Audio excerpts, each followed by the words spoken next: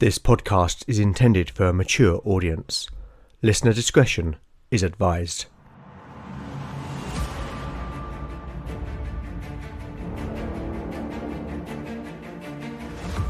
Welcome back to Legend of the Bones. Following in the footsteps of giants, Legend of the Bones is a chimera, a mix of old-school tabletop RPG and dark fantasy storytelling.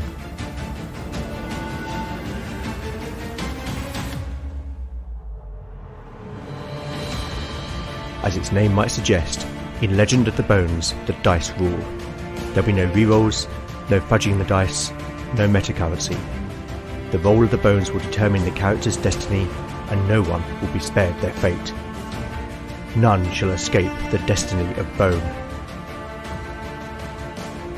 Last time on Legend of the Bones, the party consisting of Beric the fighter, Lena the cleric, Keir the rogue, and Valen the mage began their journey over the Tain Moor, a wild and desolate place of bleak hills and dark woodlands. On the second day of their journey, the companions lost their way in thick fog. That was until they were guided out by a magnificent and mysterious white stag. However, they lost a whole day in the process. In a flashback, we learnt about Valen's early life in the distant land of Clan Rhys, an island nation in the Great Western Ocean, and how he left his homeland after accidentally killing his cruel former master. In the wilderness trek that followed, the party was fortunate to find sufficient food and water to sustain them. Now on the 11th day since the shipwreck, exploring a cave as a possible campsite, the companions have encountered something truly monstrous.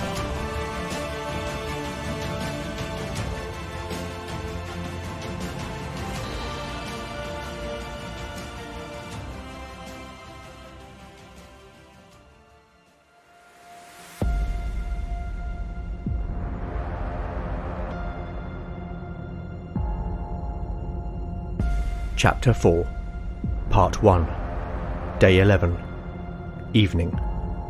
Party status: Beric, 9 out of 9 hit points. Lena, 6 out of 6 hit points. Keir, 4 out of 4 hit points. Valen, 4 out of 4 hit points. Spells available: Valen has memorized Push. The light from Keir's torch spilled into the cavern, illuminating the mass of foul detritus that littered the floor. Rags, excrement, and the decomposing carcasses of a variety of creatures. The fetid stench was overpowering, and the companions felt nauseated as the noxious fume filled their nostrils and throats. From the darkness across the far wall, 3 pairs of eyes reflected like those of a cat in the torchlight. There was a hissing sound, followed by cackling, as 3 grotesque and gangly creatures emerged into the light. They had the forms of hideous, scrawny old women. Their backs were hunched and their limbs elongated. The fingers of their hands each ended with long dagger-like claws. The features of their faces were exaggerated like some twisted parody of humankind. Their white hair was lank and greasy and hung down to their sagging breasts, which were only partly covered by the filthy rags which they wore. One of the creatures held a severed arm on which it had clearly been feasting. The faces of all 3 were smeared with fresh blood, as they grinned with mouths filled with jagged and broken teeth.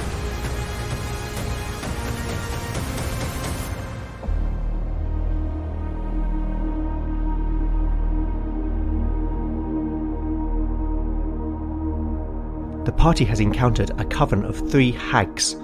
Whilst hags appear in later supplements, the basic expert rules do not list them.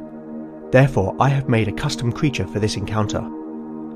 The hags are 3 hit dice creatures with the spellcasting ability of a 3rd level magic user.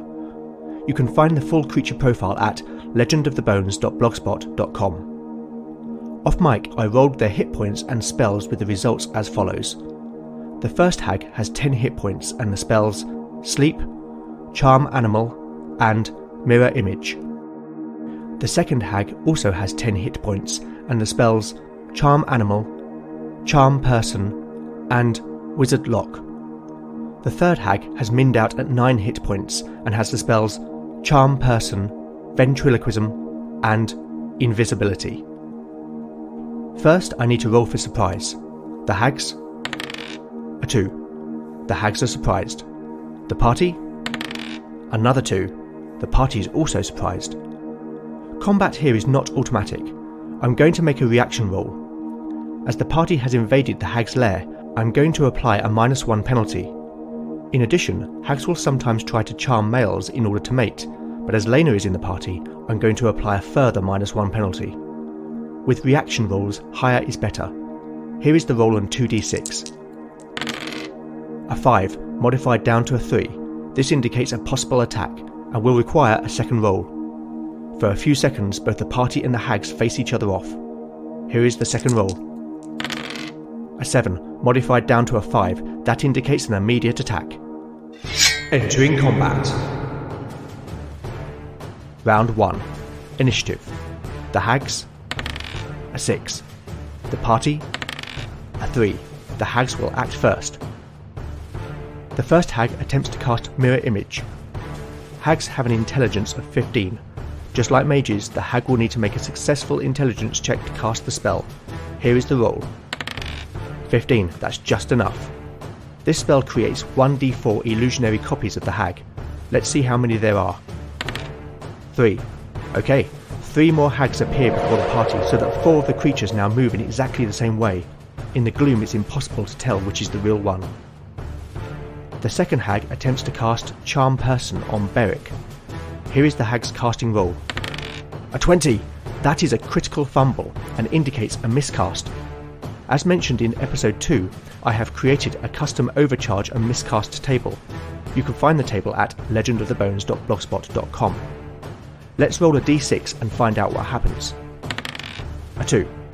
This indicates that the spell is reversed and affects the caster. The hag can attempt a save versus spell. It needs a 15. A 12 is not enough. As the hag speaks the magical words, the enchantment backfires. She is convinced that the party are her friends and that they are in mortal danger. She turns to confront her sisters. The third hag runs forward to attack. I'm going to randomly roll her target on a d4. A 3. The hag will attack Kier. Hags have 2 claw attacks per round. She will need an 11 or more to hit the rogue. Here are the rolls on 2d20s. A 2 and an 8. Kier dodges to the side and the hag swipes at air. Now the party's turn. Unaware that the second hag's spell has backfired, Beric runs forward to attack her. The hags have an armor class of 12, meaning Beric needs a 10 or more to hit. A 3 is not good enough. Lena moves to attack one of the 4 duplicate hags. I will randomly roll which one she attacks. Lena will need a 12 to hit. A 19 is a hit for 5 points of damage. Lena has chosen well. She slams her hammer into the shoulder of the hag. The thing screams in pain. One of the mirror images flickers and disappears. Kier trades blows with the hag that attacked him. With a 14, he slashes the creature across the chest for 4 points of damage. Valen fights alongside Lena, jabbing forward with his staff. I will randomly roll which of their duplicate hags he attacks. Valen needs a 12 or more to hit. A 12, but his staff passes harmlessly through one of the mirror images. Round 2. Initiative. The hags. A 1. The party. A 3. The party presses the advantage. Beric swings his sword at the charmed hag. He needs a 10 or more. An 11 for 8 points of damage! Plus his strength bonus, that's 10 points of damage. The hag turns to face the fighter, and as it does so, Beric decapitates the foul creature with one blow. Black blood sprays from the stump of its neck and it falls to the floor. Lena attacks the duplicated hag again. But with a 5, the hag easily sidesteps her warhammer. Kier lunges against his opponent, looking for another opening. A 10 means the hag steps back narrowly to avoid the rogue's blade. Valen turns his staff towards the same hag as Lena. But a 6 means his jab comes up short. Now the hag's turn. With one of their number killed, I'm going to make a morale check. The hags have a morale of 7. Here is the roll on 2d6. A 5. The hags will not stand for this invasion of their lair. They will continue to fight. The hag that casts Mirror Image will now try to cast the spell Sleep on Lena. Here is its intelligence check. A 5. That is a success. Lena needs to make a save versus spell to resist. Her wisdom score gives her a +2 to saving rolls, so Lena will need a 13 or more. Here is the roll. A 5. Lena's eyelids droop as she slides to the ground in a deep slumber. The hag fighting Keir attacks again. It needs an 11 or more to hit. 1 roll for each claw. A 17 and a 5. The hag's long claws do 1d4 points of damage. Okay, I am going to rule that should a character hit exactly 0 hit points, then they will be unconscious rather than dead. This will not apply to NPCs or monsters. Keir has 4 hit points, so whilst this will not kill him, it may incapacitate him. Here is the damage roll. A 3. The hag rakes its claw across Keir's chest, opening a grievous wound. Keir has just 1 hit point remaining. Round 3. Initiative. The hags, a 1. The party, a 3. The party will strike first. With Lena out of the fight and Keir badly wounded, the party really needs some luck now. Having dispatched one of the hags, Beric moves to protect Lena from the hag that casts sleep. Beric needs a 10 or more to hit. Here is the roll. A 16 for 5 points of damage. Plus his strength bonus, that's 7 points of damage. Beric strikes down with his sword, cleaving the hag from shoulder to breast. Black blood sprays from the wound, and the creature falls. The mirror images of the hag flicker for a moment, then disappear. There is only 1 hag remaining, and it only has 3 hit points left. Keir retreats out of reach, whilst Valen attacks with his staff. But a 5 is not enough.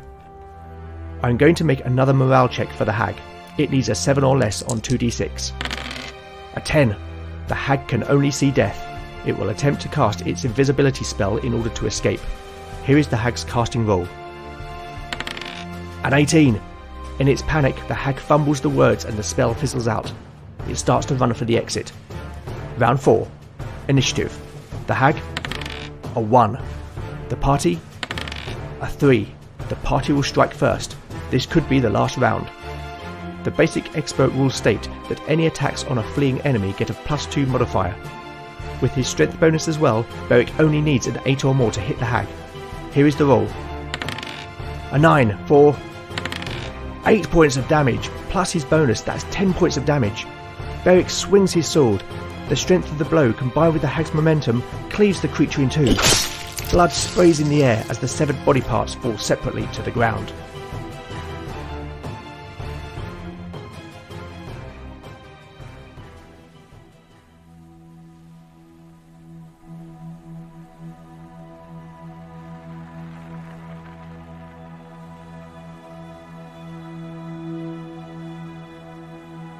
Chapter 4, Part 2, Day 11, Evening.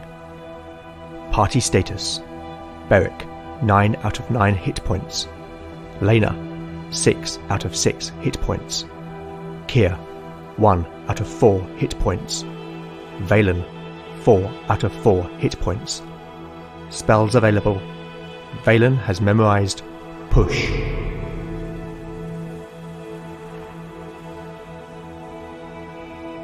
Lena took Keir's torch and passed it to Beric, before sitting the rogue down to examine his wound. Leaving the novitiate to her ministrations, Beric walked over to Valen, who was inspecting the slain creatures. "What were those things?" Beric asked. "Hags, fey creatures that are black of heart, a corruption of nature. They like to feed on children and young to extend their evil lives. See there." Valen pointed towards several skeletal remains of small humanoids. "Hags tend to live near where they can find their victims. My guess is we cannot be too far from Halstone." Before the mage could continue, their attention was caught by the sound of a small cough coming from the darkness of the far corner. Beric readied his sword and moved closer, raising the torch as he did so. As they approached, Beric and Valen saw that the wall of the cavern had a natural hollow approximately 4 feet across. A crude gate of willow branches had been constructed and wedged in place across the opening. Beric brought the torch forward, and the light fell upon the ragged figures of 2 children, a boy and a girl. The children shied away from the light, whimpering. The older child, the girl, was perhaps 9 or 10 years old, shielded the boy with her arm.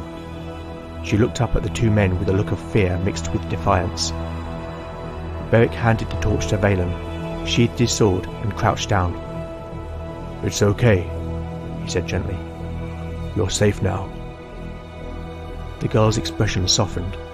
Tears ran down her cheeks, leaving pale streaks through the dirt on her face.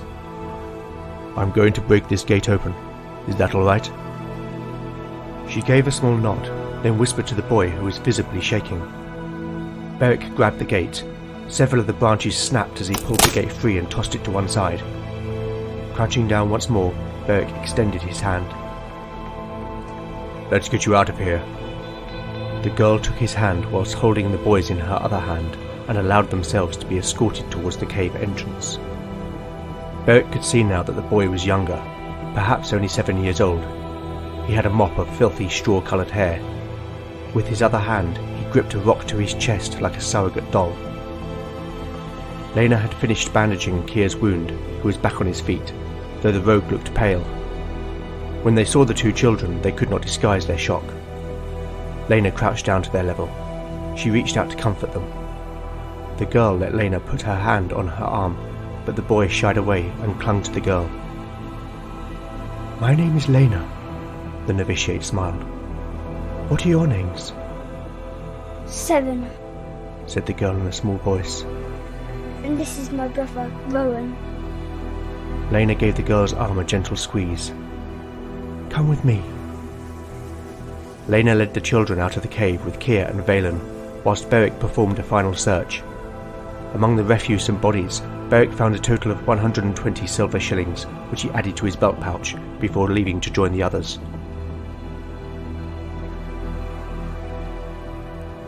They made camp at the valley side. A couple of large granite boulders provided shelter, though the night sky remained clear with only the lightest of breeze. They had no food to give the children, but the pair eagerly drank from the offered water skins and took comfort from the small fire. The boy, Rowan, still refused to speak, but Seren told them how they had been taken by the hags 2 days ago. She relayed how their father had awoken them in the night. He seemed strange, not himself, distant, but he bid them to get out of bed and follow him, so they obeyed. When Seren asked her father where they were going, he told them to see some friends. Their father led them through the streets of Halstone. The hour was late, and no soul was abroad, save the watchman on the town gate. They too behaved strangely, and simply allowed them to pass without question. Beyond the town, their father led them into the wood, and there, in a small clearing near the river, the nightmare things came. Seren and Rowan had screamed and tried to run, but their father held them firm. Seren beat on his chest with her fists, but he was immovable, calm and impassive. He gave them over, and then, without looking back, turned and walked back towards Halstone. Seren stared at the flames of the campfire as tears welled in her eyes.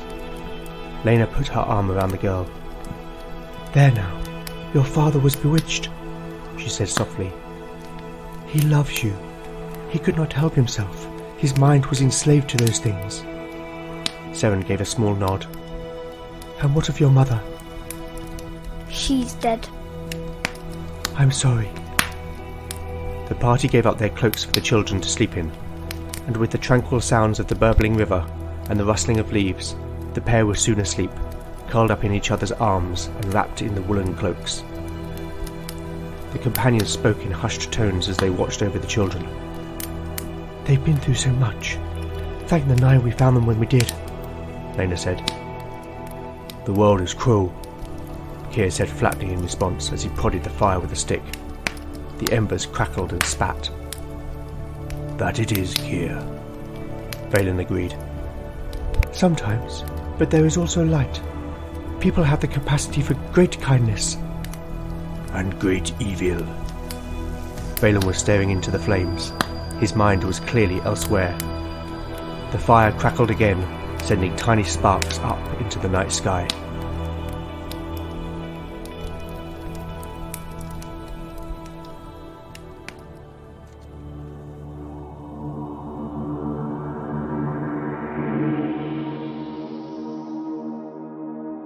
The bewitchment that Seren's father had been subjected to was the result of the hags using the first level spell Charm Person.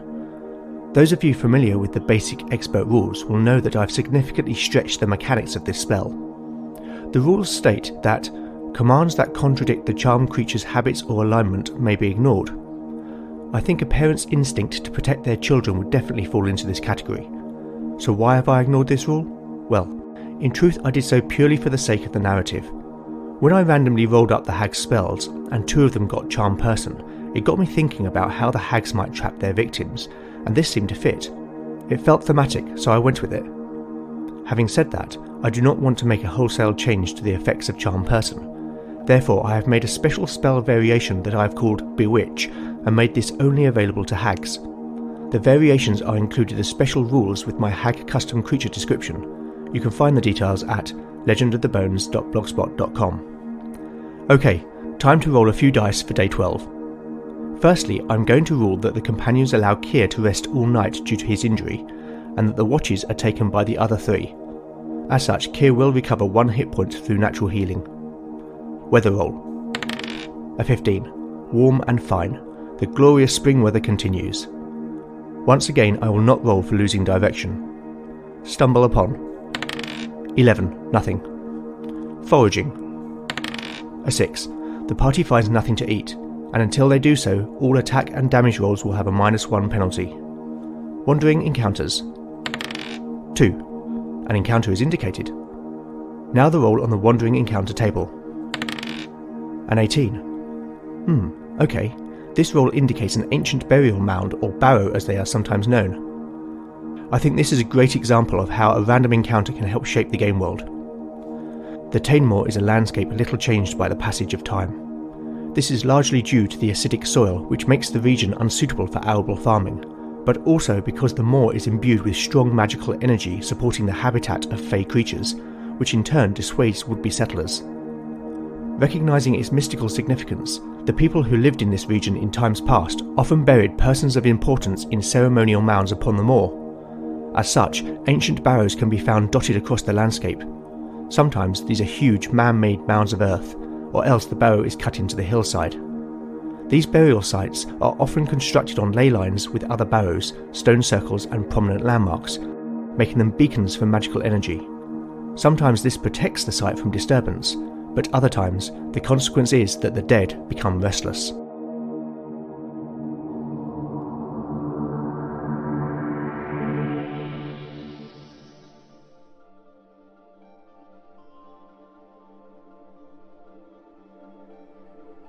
Chapter 4, Part 3, Day 12, Morning.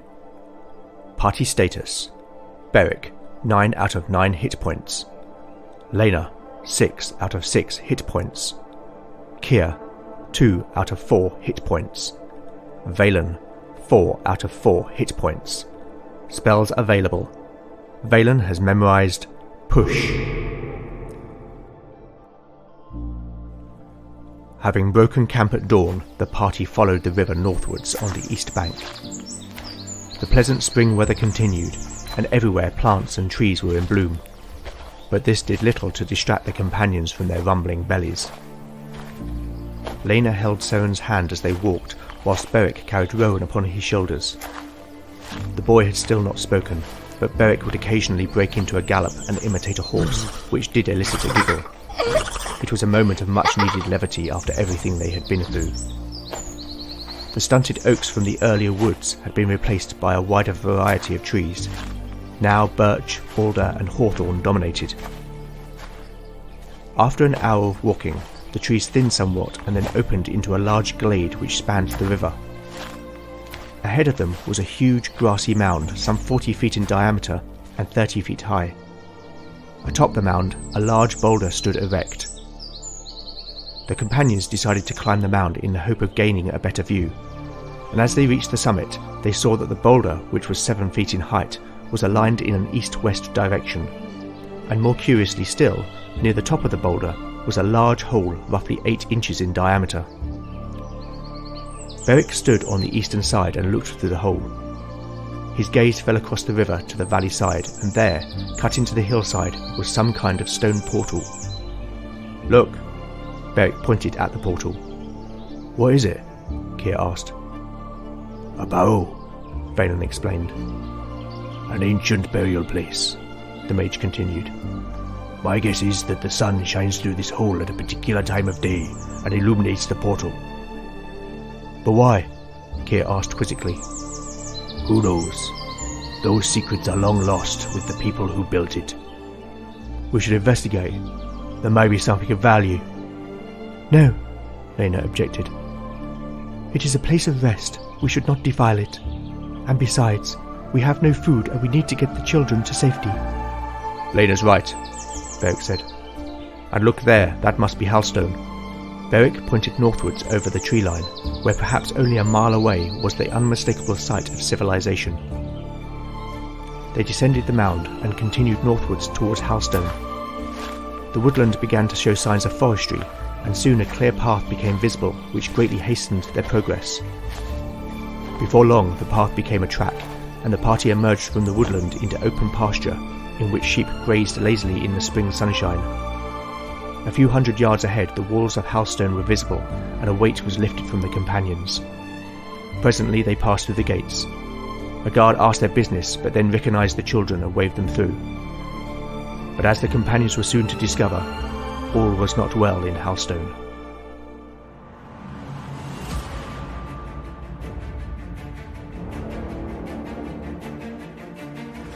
Thank you for listening to Legend of the Bones. If you like what you've heard, then please consider giving it a 5-star review in your podcatcher of choice. Every review helps the show reach new listeners. You can also help by liking or retweeting new episode announcements.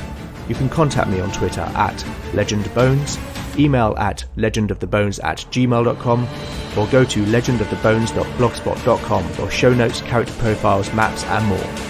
Join me next time to find out what awaits our adventurers as the bones decide their fate. None shall escape the destiny of bone. The following podcast is not intended for younger audiences.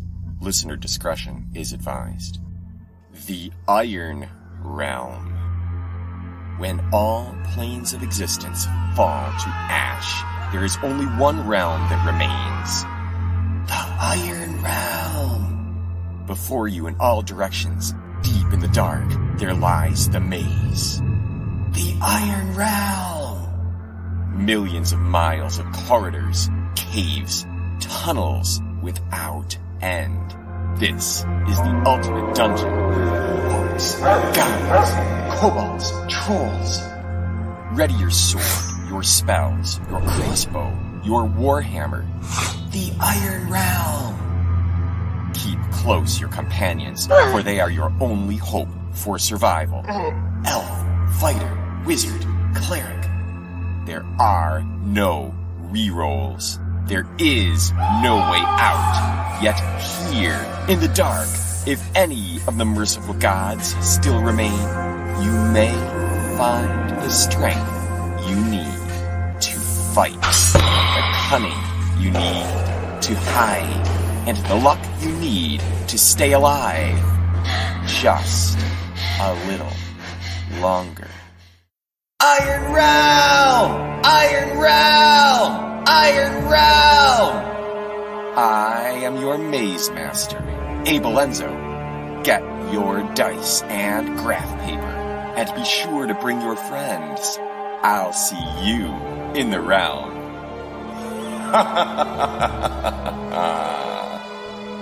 Get the podcast at theironrealm.blogspot.com. There be dragons